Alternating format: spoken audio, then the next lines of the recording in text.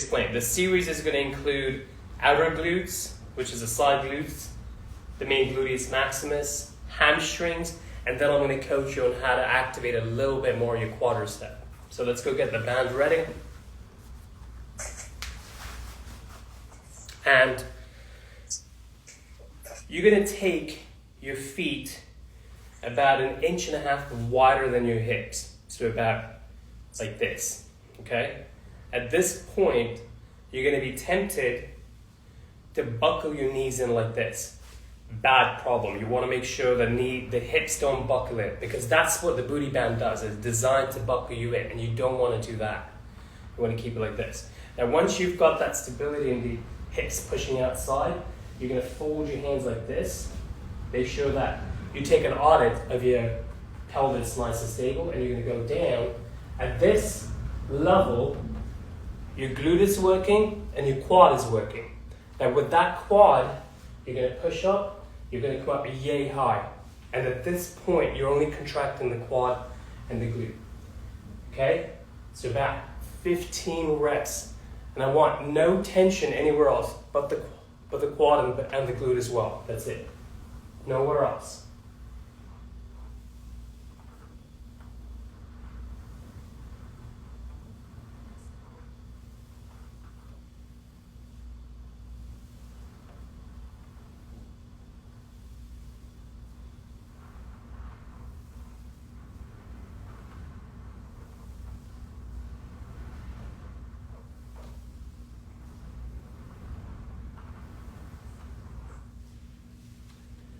So far, where are you feeling that?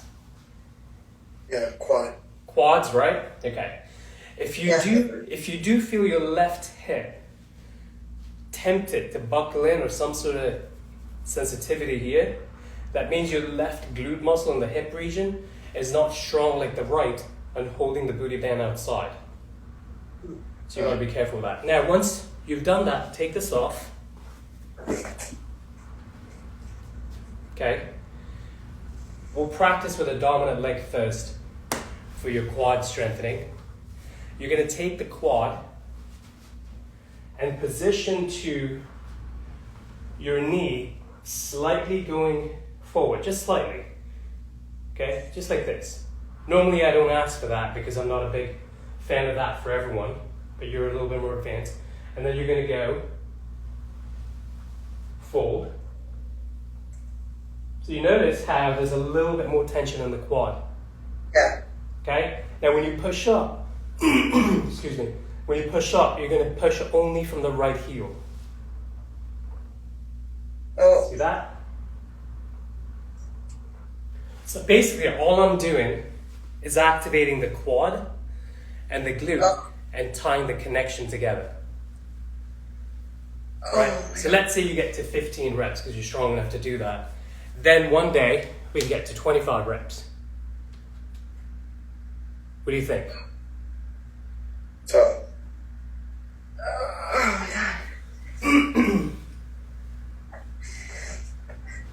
Once you've done 15, you're going to switch to the left.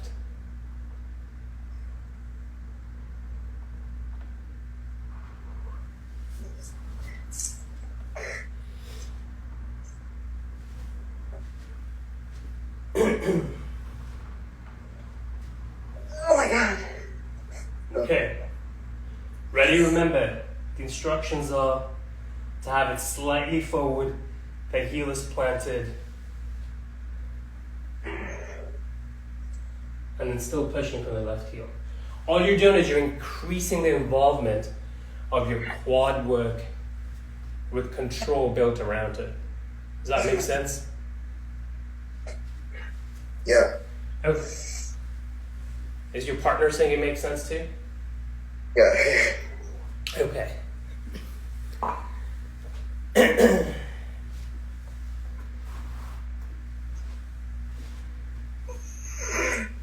Okay. How many more? Okay, that looks good, Dan, the form. Patricia, I'm just gonna let you use your judgment on how far you want to bring your knee forward, based on progression every week. Right. Oh, that's tough. That's tough. Yeah. As long as you're systematically activating your quad muscle, I'm okay with it. You don't want to over push it either because then it regresses us. Okay? So next, right? Here's when you guys are ready.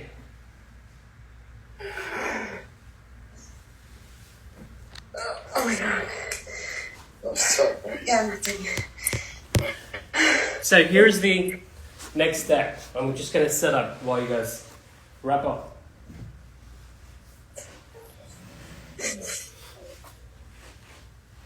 Oh my god. Okay. At this point, we're going to combine two things together. A glute abduction, which is an external movement, abduction meaning away from the body, with the help of a booty band. And then we're also going to do a upward motion, which is where the gluteus maximus comes in. Right, we're going to combine two motions together. And when you have these two motions together, you're going to notice that people on the street are going to ask you for your autograph. But you're not supposed to give your autograph to everyone. Okay, so here's the deal. Belly in. Now, if I push from the heels, it's going to hyperactivate my hamstrings. So I need the help of my hands. And watch this. So you notice how the hips outside are in charge of abduction. And then I'm pushing upwards, which activates the maximus and the hamstring. Now my left hamstring is weaker than my right. That's just normal. So I'm going to focus extra hard on not cramping up. And I'm going to go a little bit further, just a tad bit. Here. Gentle touch. Here, support my hips. And just a little. So our feet are wider apart than usual. And as you rise, you abduct. If you keep your feet too wide, you might cramp up on the medius muscle, which is the outside. You have to feel it. It's a feeling. It has to feel right. So as we go up, we open. We abduct. Just a little bit. Just a little bit. Just keep in mind, your band is not as strong as mine, so maybe it's different for you. Does that make sense? Yeah. Okay, so 20 of those.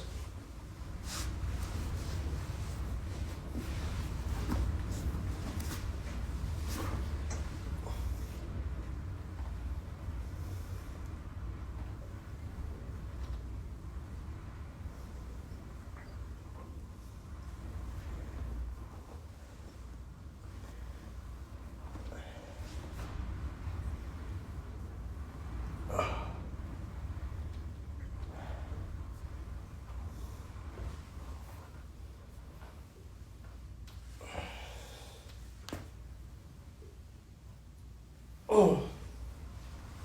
Okay.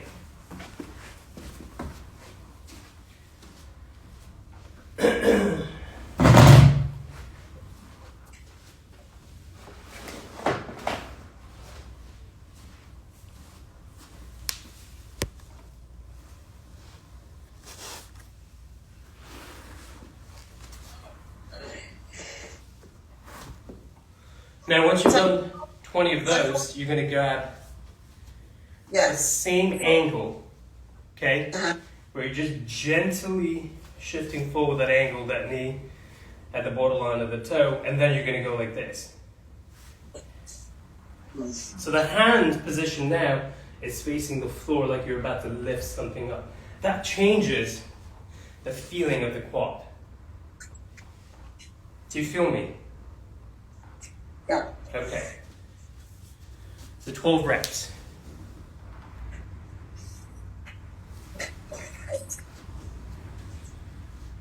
So again, 12 reps of the quad activated.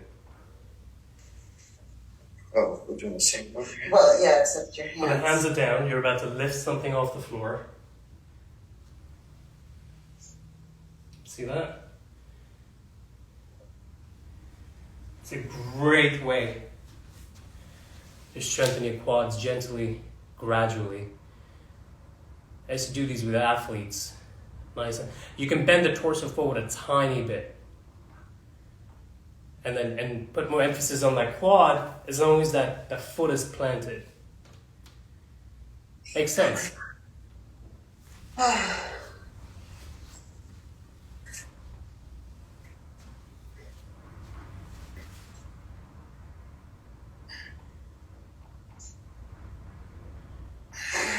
So 12 per leg. Nice, man. That's tough. That's a tough one because it shows that this muscle around here, the VMO muscle, is often the neglected muscle. It's hard to tap into that muscle and activate it.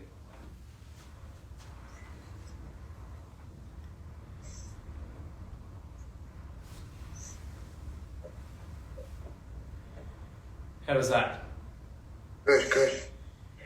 Okay.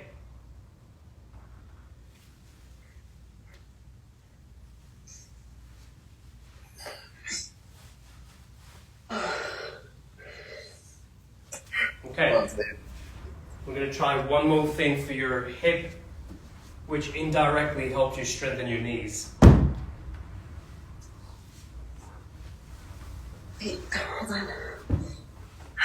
How many more you got, Patricia? I did 8. 8, okay, 4 more to go.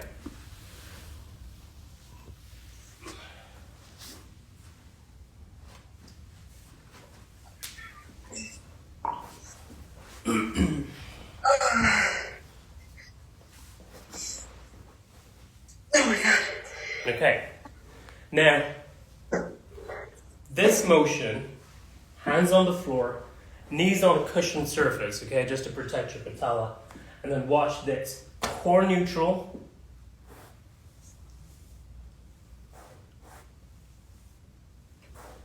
Oh. And where's the muscle tension coming from? It's coming from here. That's where it's coming from. Your core is your stabilizer. So again, from the front view, core is your stabilizer, hands over here, and watch this muscle do the magic. And look at the placement of the foot. It's aligned with the knee and the hip. The foot is not below the knee. So you see how your foot is below the, yeah, there you go, Dan, perfect. But try not to turn your body. Try to just use the ability of your range of your hip. So if you don't have much range, that's fine. It's normal. We have to actually work on it. Does that make sense? Yeah. How many? Give me 20.